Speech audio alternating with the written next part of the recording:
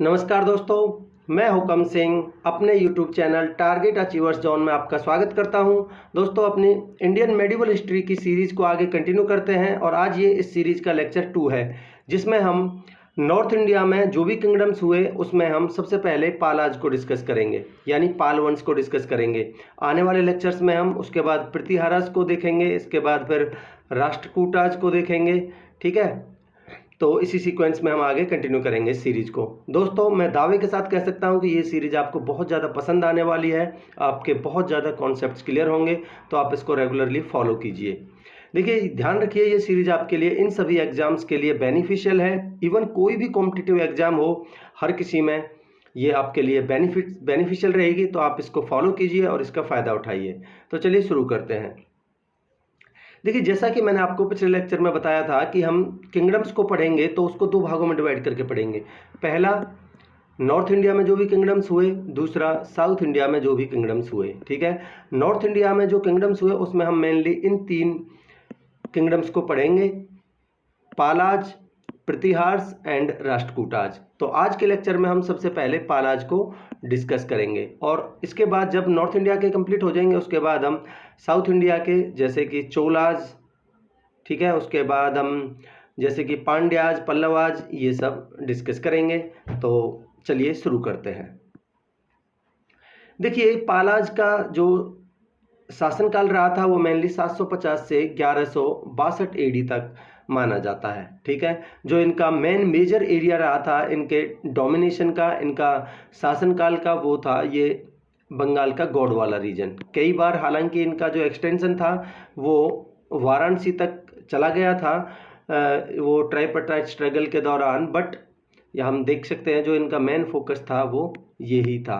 ठीक है, हालांकि देखिए, धर्मपाल के शासनकाल के दौरान ये पूरा नॉर्थ वेस्ट फ्रंटियर तक आ गया था। देवपाल के शासनकाल के दौरान पूरा उड़ीसा तक का एरिया इन्होंने कंट्रोल में ले लिया था। बट मैं कह रहा हूँ, हम ऑन एन एवरेज देखें तो इनका मेन जो एरिया रहा था वो ये वाला रीजन रहा था।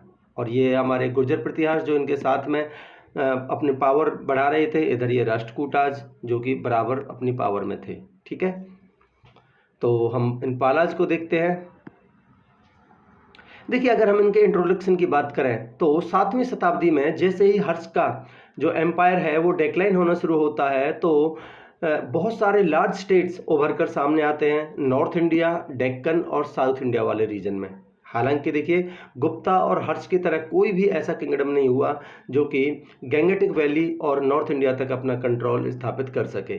ठीक है, अब ये नॉर्थ इंडिया यानी गंगेटिक वैली या फिर हम कन्नौज वाला एरिया जिसके ऊपर 200 सालों तक ट्राइपार्टाइट स्ट्रगल चला था, ये एरिया, इसके ऊपर क्यों इतनी झड़प है? क्योंकि देखिए, मैं पिछले लेक्चर में भी आपको बता चुका हूँ, इसकी लोकेशन सबसे बेस्ट है। सबसे पहली बात तो कन्नौज से देखिए आप गुजरात वाला एरिया जहाँ से रिच सी पोर्ट्स है, मैन्युफैक्चरिंग इंडस्ट्रीज हैं, उसको कंट्रोल कर सकते हो। इसके अलावा देखिए, बंगाल वाला रीजन जो ये गौड़ वाला रीजन है उसको भी आप कंट्रोल कर सकते हो।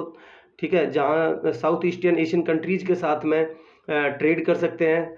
तीसरा देखिए, ये अपने आप में बहुत ज़्यादा फर्टाइल एरिया है, यहाँ बहुत ज़्यादा रिच रिसोर्सेज अवेलेबल है। तीसरा, इस पोजीशन पर हम रहेंगे तो जो नॉर्थ वेस्ट फ्रंटियर की साइड से जो भी जो इंकर्जन्स हैं उनको हम टैकल कर सकते हैं। तो ये एरिया अपने आप में बहुत ही इंपॉर्टेंट लोकेशन में आता है, कन्नौज वाला एरिया। ठीक है, तो देखिए, गंगा वैली की अगर हम बात कर रहे हैं तो देखिए, सबसे पहली बात ये बहुत ही पॉपुलस एरिया है। दूसरा, यहाँ रिच रिसोर्सेज अवेलेबल हैं। ठीक है, जो कि गुप्ता रूलर्स और हर्षा जो कि गुजरात तक अपना कंट्रोल बढ़ा पाए थे, केवल यही उनका बेसिस था।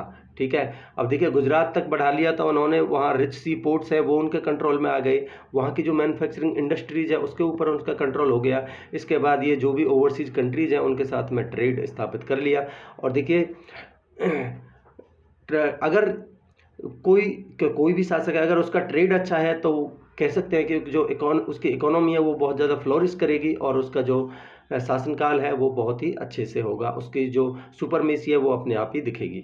ठीक है, देखिए, जो गुजरात और जो अपर गंगेटिक वैली है इनके बीच में इधर मालवा और जो राजस्थान का हिस्सा है ये भी एक इम्पोर्टेंट लिंक्स था इनके बीच में। ठीक है, साउथ इंडिया की बात करें तो देखिए, साउथ इंडिया में चोलाज का डोमिनेशन था। चोलाज का कौन से एरिया में? मेनली जो हमारी गोदावरी कृष्णा कावेरी रिवर्स के जो डेल्टाज हैं वो। अब ये देखिए, जिनका जिस शासक का इन गोदावरी कृष्णा कावेरी के डेल्टाज पर कंट्रोल है, तो आप समझ सकते हैं कि यहाँ वो अपने आप में कितना ज़्यादा समृद्ध शासक होगा, कि उनका जो शासनकाल है वो कितना ज़्यादा फ्लोरिश कर रहा होगा। क्यों? क्योंकि देखिए ये एरियाज अपने आप में बहुत ज़्यादा फर्टाइल एरिया है, और दूसरा यहाँ पोर्ट्स भी अवेलेबल हैं जो कि साउथ ईस्ट एशियन कंट्रीज़ के साथ में ट्रेड के लिए बहुत ही बेनिफिशियल हैं। तो इधर साउथ में चोलाज अपने डोमिनेशन में थे। देखिए 750 से 1000 एडी के बीच में नॉर्थ इंडिया और जो साउथ डेक्कन वाला रीजन है, मेनली नॉर्थ इंडिया और डेक्कन वाले रीजन में बहुत सारे लार्ज स्टेट्स उभर कर सामने आए।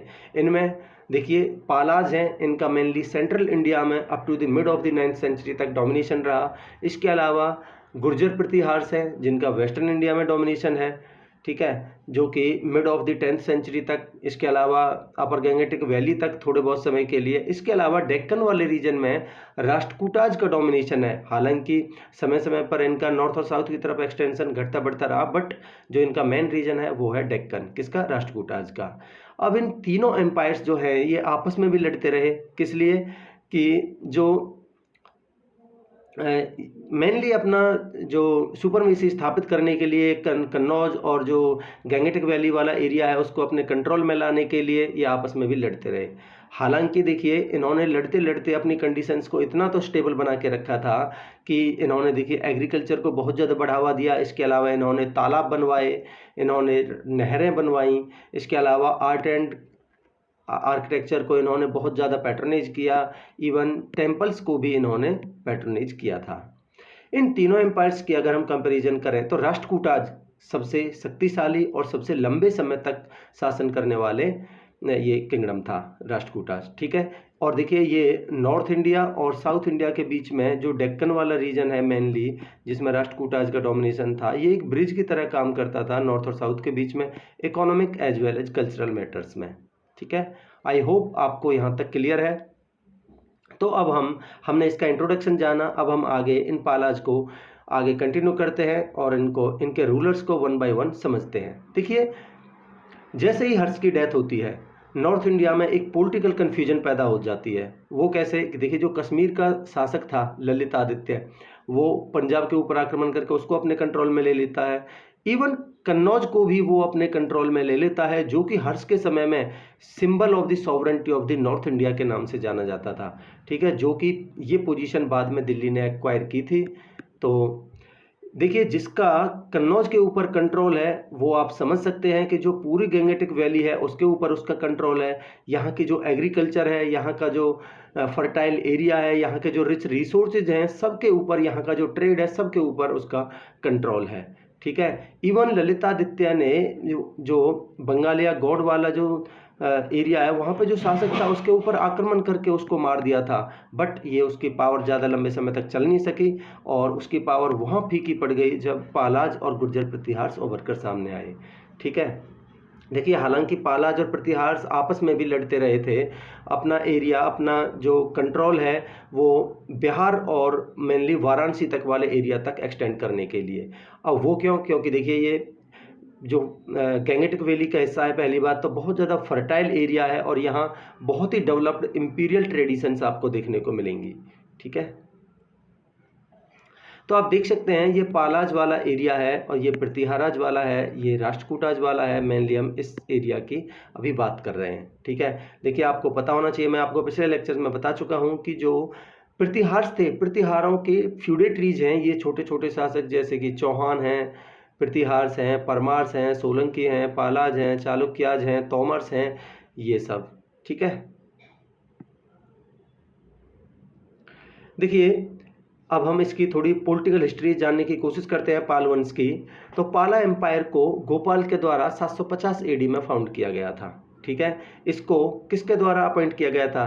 तो देखिए मैंने आपको पिछले लेक्चर में बताया था कि 750 से 760 एडी के बीच में बंगाल वाले रीजन में बहुत ज़्यादा एनार्किज्म था, बहुत ज़्यादा अराजकता फैली हुई थी। उस अराजकता, उस एनार्किज्म को ख़त्म करने के लिए नोटेबल मैन, वहाँ बंगाल के जो नोटेबल मैन थे उनके द्वारा इसको अपॉइंट किया गया था, ठीक है।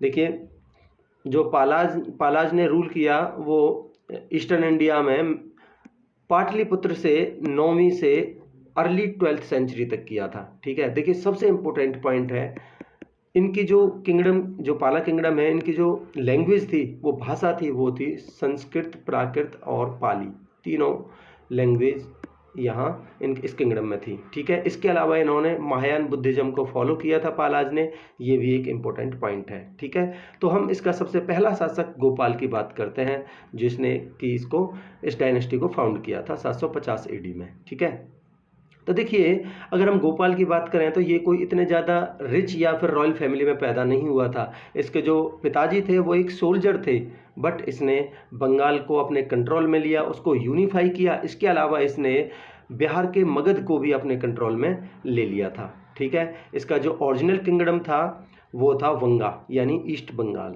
ठीक है, देखिए कुछ रूलर्स कहाँ के, पंजाब, राजपुताना, मालवा और बरार के जो रूलर्स, इनके द्वारा इसकी सुजरेंटी को, इसके आधिपत्य को एक्सेप्ट कर लिया था। ठीक है, इसने बहुत सारे टाइटल्स को एज्यूम किया था, जैसे कि परमेश्वरा, इसके अलावा प्रभट्टरका, इसके अलावा महाराजाधिराज, कुछ ये टाइटल्स हैं जिसको इनने एज्यूम किया था। देखिए गोपाल को सक्सीड किया उसके पुत्र धर्मपाल के द्वारा। ठीक है, धर्मपाल भी अपने आप में बहुत ही पावरफुल, बहुत ही शक्तिशाली शासक था, जिसने 770 AD में इसको सक्सीड किया गोपाल को। ठीक है, और इसने 810 AD तक शासन किया। ठीक है, इसका जो मेन घटना है इसके शासनकाल के दौरान वो है ट्राइपार्टाइट स्ट्रगल, जो कि लगभग 200 सालों तक चली थी। ठीक है, वो ये जो ट्राइपार्टाइट स्ट्रगल यानी त्रिपक्षीय जो संघर्ष था, ये किस किस के बीच में था? ये था पालाज, प्रतिहाराज एंड राष्ट्रकूटाज। ये किस लिए था? कि कन्नौज और जो नॉर्थ इंडिया है इसके कंट्रोल के ऊपर। अब इसी के ऊपर क्यों है वो मैं आपको बता ही चुका हूँ। ठीक है, देखिए इसने बहुत ही ग्रांड विहार बनवाए, जैसे कि मॉडर्न पहरापुरा प्रेजेंट बांग्लादेश में है, वहाँ पे इसने सोमपुरा विहार को बनवाया था। ठीक है, इसके अलावा इसने बिहार के उदंतपुरी में मोनास्ट्री बनवाई थी, जो कि बहुत फेमस है। ठीक है, इसके अलावा इसने एक बुद्धिस्ट राइटर हरिश्चंद्र को पैट्रोनाइज किया था, संरक्षण दिया था। ठीक है, तो आप देख सकते हैं, देखिए धर्मपाल के शासनकाल के दौरान कहाँ तक इसने अपना एरिया एक्सटेंड कर लिया था। तो आप देख सकते हैं पूरा नॉर्थ वेस्टर्न फ्रंटियर इसके कंट्रोल में था धर्मपाल के शासनकाल के दौरान। तो ये अपने आप में बहुत ही पावरफुल एम्परर था। तो देखिए ये बंगाल या गौड़ वाले रीजन में, क्योंकि प्रतिहारों का शासन चल ही रहा था, पालाज का शासन चल ही रहा था, तो एक तरफ देखिए इधर पालाज थे तो दूसरी तरफ इधर प्रतिहार भी पनप रहे थे, उनकी पावर धीरे धीरे शक्तिशाली होती जा रही थी। ठीक है, तो देखिए एक प्रतिहार रूलर ने एक प्लान बनाया ये पालाज के ऊपर यानी गौड़ वाले रीजन के ऊपर आक्रमण करने का। जैसे ही वो डिसीजन ले पाते, एक राष्ट्रकूटा रूलर ध्रुव के द्वारा प्रतिहारों के ऊपर, इधर डेक्कन में ये राष्ट्रकूटाज हैं, तो डेक्कन का एक रूलर ध्रुव के द्वारा इस प्रतिहारा रूलर के ऊपर आक्रमण कर दिया और इसको हरा दिया। अब इससे जो भी एरिया इसने प्राप्त किया उसको पालाज के लिए, मेनली धर्मपाल के लिए वो छोड़ के दोबारा से डेक्कन लौट गया। और जो प्रतिहार रूलर इसने हराया था उसको राजस्थान के डिजर्ट्स में रिफ्यूजी बनकर रहने के लिए फोर्स किया था। ठीक है, अब वो जैसे डेक्कन लौट गया उसके बाद जो उसने एरिया छोड़ के गया, उस कन्नौज वाले एरिया पर धर्मपाल के द्वारा उसको ऑक्युपाई कर लिया जाता है और वहाँ पर एक ग्रांड दरबार रखा जाता है धर्मपाल के द्वारा, जिसको कि vessel rulers from Punjab, eastern Rajasthan के द्वारा अटेंड किया जाता है। ठीक है, हमें ये बताया जाता है कि जो धर्मपाल था उसका जो शासनकाल था वो अपनी फर्थेस्ट लिमिट में था, यानी कि सबसे ज़्यादा एरिया इसके कंट्रोल में था इसके शासनकाल के दौरान। इवन नॉर्थ वेस्ट फ्रंटियर तक का एरिया और मालवा एंड बरार तक का एरिया इसके कंट्रोल में था। ठीक है, देखिए जो इसका विजयी अभियान था वो मेनली 10 साल ही माना जाता है, 790 से 800 AD तक। ठीक है, हालांकि इसका शासन तो 810 तक चला था, बट ये जो 790 से 800 वाला टाइम पीरियड है इसमें इसका मेन ट्रैम्पल पीरियड या फिर विजयी अभियान था। हालांकि वो अपनी जो पावर है उसको नॉर्थ इंडिया में कंसोलिडेट नहीं कर पाया था। ठीक है, अब इधर प्रतिहार रूलर पनप रहे थे। तो प्रतिहारा रूलर नागभट्ट द्वितीय के द्वारा इस धर्मपाल के ऊपर आक्रमण कर दिया जाता है और मुंगेर के पास इसको हरा दिया जाता है। ठीक है, अब देखिए पालाज और ये प्रतिहार हैं, इनके बीच में जो मेन बोन ऑफ कंटेंशन था वो था बिहार और मॉडर्न ईस्ट उत्तर प्रदेश। ठीक है, मैं आपको बता चुका हूँ रीजन क्यों, क्योंकि अपने आप में बहुत ज़्यादा फर्टाइल एरिया है, रिच रिसोर्सेज अवेलेबल है, इंडो गंगेटिक वैली का हिस्सा है। तो एग्रीकल्चर पॉइंट ऑफ व्यू से और इकोनॉमिक ट्रेड से इकोनॉमिक पॉइंट ऑफ व्यू से बहुत ही इंपॉर्टेंट लोकेशन है। ठीक है, हालांकि देखिए बंगाल के साथ में बिहार वाला जो रीजन है यहाँ पे इनका most of the time in Palas का कंट्रोल रहा था, इनका डोमिनेशन रहा था। नॉर्थ इंडिया में ये इनकी फेलियर रहने से इन्होंने अदर डायरेक्शंस में अपना रुख अपनाया और ये दूसरी डायरेक्शंस में अपनी एनर्जीज लगाते रहे। इसके बाद धर्मपाल के बाद इसका पुत्र देवपाल गद्दी पर बैठता है 810 एडी में और 40 सालों तक इसका भी शासनकाल चलता है 850 तक। ठीक है,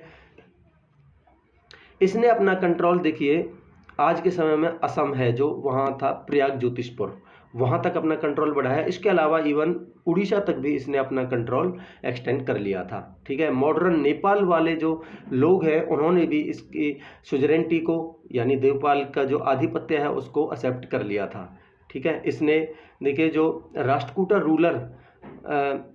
रूलर्स के जो विरोधी हैं उनके साथ मिलके इस देवपाल ने राष्ट्रकूटा रूलर अमोघवर्ष को हरा दिया था। ठीक है, देवपाल ये बुद्धिज्म का बहुत बड़ा पैट्रॉन था। इसने देखिए 5 विलेज ग्रांट किए थे, किसके लिए? बालपुत्र देवा। बालपुत्र देवा कौन था? ये शैलेंद्र डायनेस्टी का एक किंग था, स्वर्णदीपा यानी सुमात्रा जो आज के टाइम में इंडोनेशिया सुमात्रा आइलैंड का, ये शैलेंद्र डायनेस्टी का एक किंग था। कौन? बालपुत्र देवा। यहाँ इसने 5 विलेज ग्रांट किए थे। इसके अलावा नालंदा में इसने बालपुत्र देवा ने एक मोनास्ट्री बनवाई थी, उसको भी इसने पैट्रोनाइज किया था, संरक्षित किया था। ठीक है, किसने? देवपाल ने। आप देख सकते हैं देवपाल के अंडर ये पूरा ईस्टर्न रीजन से लेके नॉर्थ वेस्ट फ्रंटियर तक का एरिया, थोड़ा बहुत गुर्जर प्रतिहार वाला एरिया छोड़ के पूरा उड़ीसा तक का एरिया इसके कंट्रोल में था देवपाल के अंडर। ठीक है, तो अपने आप में ये भी बहुत शक्तिशाली राजा था। तो कुल मिला के देखें तो पालाज का जो शासनकाल है वो लगभग 100 सालों तक चला, लगभग middle of the 8th century से mid of the 9th century तक। ठीक है, इनका जो डोमिनेशन था मेनली ईस्टर्न इंडिया में था, बट कुछ समय के लिए कई बार बीच बीच में समय समय पर ये वाराणसी तक अपना कंट्रोल बढ़ा लिए थे। देवपाल को सक्सीड किया विक्रमपाल के द्वारा। ठीक है, जो थ्रोन पर बैठा और कुछ समय बाद उसने सन्यासी का जीवन अपना लिया। ठीक है, इसके बाद ये विक्रमपाल का पुत्र आता है नारायण पाला, वो भी एक बहुत ही शांति प्रिय और रिलीजियस डिस्पोजिशन मैन था। ठीक है, अब राष्ट्रकूटाज और प्रतिहाराज ने जो नारायण पाल की जो डिस्पोजिशन है उसका फ़ायदा उठाया और इसके ऊपर आक्रमण करके पालाज को हरा दिया। तो इस तरीके से मिहिर भोज के अंडर राजस्थान के जालौर वाले रीजन में प्रतिहाराज उभरे। ठीक है, और दूसरी तरफ से राष्ट्रकूटाज एडवांस कर रहे थे, तो कुल मिला के जो पालाज टेरिटोरीज हैं वो लगभग डेक्लाइन हो गई। ठीक है, जो पैटी चीफ्स थे यानी जो कमज़ोर वर्ग के सरदार थे वो कभी इनके बहुत ज़्यादा करीब हुआ करते थे, बहुत ज़्यादा फेवरेबल हुआ करते थे। इन पालाज के जो शासक हैं उनके, वो भी अपनी इंडिपेंडेंस घोषित करने लगे थे। ठीक है, तो देखिए जो पाला डायनेस्टी है इसका पतन का जो एक्सेलरेशन है वो मेनली 3 सक्सेसर्स इसके लिए जिम्मेवार हैं। कौन कौन से जिनके शासनकाल में हुआ? वो है राज्यपाला, गोपाल तृतीय एंड विक्रमपाल द्वितीय। ठीक है, देखिए इस डायनेस्टी का जो फॉर्चून है, हालांकि महेंद्रपाल प्रथम के द्वारा थोड़ा बहुत रिवाइव करने की कोशिश की, ठीक है, बट वो भी ज़्यादा लंबे समय तक नहीं कर पाया। ठीक है, इसकी जो मोस्ट इम्पोर्टेंट इवेंट है महेंद्रपाल प्रथम की, इसके समय में चोल शासक राजेंद्र चोला के द्वारा नॉर्थ इंडिया में इन्वेड किया गया लगभग 1020 से 1025 एडी के बीच में। ठीक है, हालांकि जो चोलाज के द्वारा ये जो राजेंद्र चोला है इसके द्वारा जो एडवांस किया गया उसको गैंगेज तक कंटेन करके महिपाल प्रथम इसने कंटेन करके रखा था, तो इसमें वो इनको रोकने में सक्सेस रहा था। तो कुल मिला के 15 सालों के अपने शासनकाल के बाद 4 इनसिग्निफिकेंट रूलर्स आते हैं पालाश डायनेस्टी के। वो इतने ज़्यादा सक्सेसफुल होते नहीं हैं, इतने ज़्यादा सिग्निफिकेंट होते नहीं हैं। तो देखिए थोड़ा बहुत रामपाल के द्वारा इसको, जो इस डायनेस्टी की खोई हुई ग्लोरी थी, उसको रिकवर करने की कोशिश करता है, बट नाकामयाब रहता है। तो 53 साल के शासनकाल के 53 साल का शासन करने के बाद ये भी मारा जाता है और पाला डायनेस्टी कुल मिला के बिहार के मगध वाले एरिया के एक छोटे से पोर्शन तक कंटेन होकर रह जाती है, सीमित रह जाती है। ठीक है, ये आगे थोड़े बहुत समय के लिए ये कंटिन्यू रहती है। और देखिए इसके बाद इस पाल डायनेस्टी का लास्ट रूलर था कौन? मदन पाल। मदन पाल को सेन डायनेस्टी के विजय सेन ने, जो कि नॉर्थ बंगाल में अपनी पावर मजबूत कर रहा था, उसने आक्रमण कर दिया इसके ऊपर और मदन पाल को हरा दिया। और कुल मिला के यहाँ बंगाल के गौड़ वाले रीजन में सेन डायनेस्टी की नींव रखी। तो आगे इनका थोड़ा नेचर जानने की कोशिश करते हैं पालाज का। अगर हम सबसे पहले इनका धार्मिक नेचर देखें, धार्मिक प्रकृति देखें, इनका रिलीजन देखें, तो देखिए ये महायान बुद्धिज्म के पैट्रॉन्स थे। ठीक है, एक बुद्धिस्ट फिलोसोफर यानी दार्शनिक हरिश्चंद्र, जो कि ये जो धर्मपाल है उसके स्पिरिचुअल प्रिसेप्टर यानी आध्यात्मिक गुरु थे। ये आपको पता होना चाहिए कि धर्मपाल के जो आध्यात्मिक गुरु थे वो थे कौन? हरिश्चंद्र। इसके अलावा देखिए बंगाल में जो बुद्धिस्ट मोनास्ट्रीज हैं वो कहीं ना कहीं तक वो कंटिन्यू रही थी, उनका एग्जिस्टेंस कंटिन्यू रहा था। ठीक है, इसके अलावा देखिए ये खुद ही एक किंगडम, पाला किंगडम, और यहाँ पे जो फ्लोरिश कर रहा बुद्धिज्म रिलीजियन, ठीक है, ये दोनों डेक्लाइन होने शुरू हो गए। किस वजह से? क्योंकि जो यहाँ के मर्चेंट्स थे, व्यापारी थे, और जो आर्टिसंस थे, कारीगर थे, उनका लार्ज संख्या में कन्वर्जन हुआ इस्लाम धर्म में। ठीक है, अगर यहाँ की आर्ट एंड आर्किटेक्चर की बात करते हैं तो 2 इम्पोर्टेंट आर्टिस्ट थे, एक तो धीमन और एक इसका पुत्र वितपाला। ठीक है, ये बहुत ही बड़े पेंटर्स, स्कल्पचर्स यानी मूर्ति बनाने वाले और ब्रॉन्ज स्टैचू मेकर्स थे।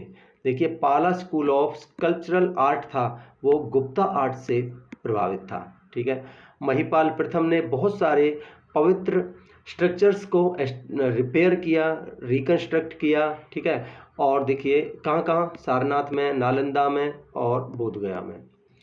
इसके अलावा देखिए धर्मपाल के द्वारा नालंदा यूनिवर्सिटी को रिपेयर्ड करवाया गया था, रिवाइव करवाया गया था। आपको ये पता होना चाहिए कि जो बिहार में उदंतपुरी मोनास्ट्री है, जो कि बहुत फेमस है, उसको गोपाल के द्वारा फाउंड किया गया था। ये बहुत ही इंपॉर्टेंट पॉइंट है, बहुत इंपॉर्टेंट फैक्ट है। इसके अलावा देखिए विक्रमशिला यूनिवर्सिटी को धर्मपाल के द्वारा फाउंड किया गया था, मोस्ट इंपॉर्टेंट। इसके अलावा प्रेजेंट बांग्लादेश में सोमपुरा महाविहार, इसको भी धर्मपाल के द्वारा फाउंड किया गया था, मोस्ट इंपॉर्टेंट है। तो ये है प्रेजेंट बांग्लादेश में सोमपुरा महाविहार, ये विक्रमशिला यूनिवर्सिटी, इन दोनों को धर्मपाल के द्वारा फाउंड किया गया था। ठीक है, और ये है उदंतपुरी यूनिवर्सिटी, जिसको गोपाल के द्वारा फाउंड किया गया था। आई होप आपको क्लियर है। अगर हम लिटरेचर की बात करते हैं, पालाज के साहित्य की बात करते हैं, तो देखिए प्रोमिनेंट यानी प्रमुख बुद्धिस्ट स्कॉलर्स जो कि विक्रमशिला और नालंदा यूनिवर्सिटी में रहते थे, वो कौन कौन से थे? देखिए अतिशा, सराहा, तिलोपा, धनशील, धनश्री, जीना मित्रा, मुक्ति मित्रा, पद्मनवा, विराचन एंड शीलभद्रा। ठीक है, कुछ नोटेबल पाला टेक्स्ट हैं ऑन फिलोसॉफी के ऊपर, जिसमें इंक्लूडेड हैं आगमा शास्त्रा बाई गौडपाला एंड न्याय कुंडली बाई श्रीधर भट्टा। ठीक है, इसके अलावा कुछ मेडिसिन के ऊपर टेक्स्ट हैं बहुत सारे, जिसको कंपाइल किया है चक्रपाणी दत्ता, सुरेश्वर गदाधरा वैद्या और जिमुता वाहना के द्वारा। ठीक है, देखिए पालाज ने संस्कृत स्कॉलर्स को भी पैट्रोनाइज किया था, ये आपको पता होना चाहिए। कुछ बुद्धिस्ट तांत्रिक वर्क्स हैं जो कि इनको ऑथर्ड किया गया है और संस्कृत में ट्रांसलेट भी किया गया है। ठीक है, इनके जो ओरिजिनल तांत्रिक वर्क्स हैं वो comprise A varied group of Indian and the Tibetan texts. और देखिए महिपाल गीत, महिपाला गीत यानी सॉन्ग्स ऑन महिपाल, ये एक फोक डांसेज का एक सेट है जो कि बंगाल के रूरल एरियाज़ में ये बहुत ज़्यादा प्रोमिनेंट था, बहुत ज़्यादा पॉपुलर था उस टाइम पे। ठीक है, देखिए संध्याकर नंदीज एपिक है रामचरितम, जो कि लेटर पाला रूलर रामपाल की एक बायोग्राफी है, जिसने जो फॉरेस्ट चीफ्स थे उनके बीच में किस तरीके से लेविस गिफ्ट्स के थ्रू उनको लाया गया और उनके बीच में अलायंस हुई, इस चीज़ को डिस्क्राइब किया है किसने? रामपाला ने, जो कि उसकी बायोग्राफी है कौन सी? रामचरितम। तो देखिए हम कह सकते हैं पालाज का जो शासनकाल है वो लगभग 100 सालों तक चला, mid of the 8th century, mid of the 9th से mid of the 10th century तक। तो इसका जो वर्णन है वो एक अरब मर्चेंट सुलेमान के द्वारा वर्णित किया गया है। ठीक है, कब से कब तक मैंने बताया आपको? Middle of the 9th century से ये mid of the 9th century में ये सुलेमान है, इसने विजिट किया था यहाँ और इसके ऊपर एक अकाउंट भी लिखा है। ठीक है, तो देखिए पाला किंगडम को जो ये सुलेमान है इसने रूमा कहा है। रूमा यानी कि धर्मपाल को इसने धर्मा कहने की कोशिश करी और धर्मपाल को ही इसने बिगड़े रूप में रूमा बोला है, धर्मा को। ठीक है, और उसने बोला है कि जो पाला रूलर्स थे वो मोस्ट ऑफ द टाइम अपने नेबर्स यानी कि जो प्रतिहाराज हैं और राष्ट्रकूटाज हैं इनके साथ में युद्ध की स्थिति में रहे थे, और इनकी जो ट्रूप्स थी वो बहुत ज़्यादा न्यूमरस थी, यानी ज़्यादा संख्या में थी as compared to their adversaries. तो इस तरीके से दोस्तों ये लेक्चर कंप्लीट होता है। मैं आशा करता हूँ कि आपको अच्छा लगा होगा, आपके कॉन्सेप्ट्स क्लियर हुए होंगे। अगर आपको अच्छा लगा है तो आप मेरे YouTube channel target achievers John को लाइक, शेयर एंड सब्सक्राइब कीजिए। Thank you so much, have a great day.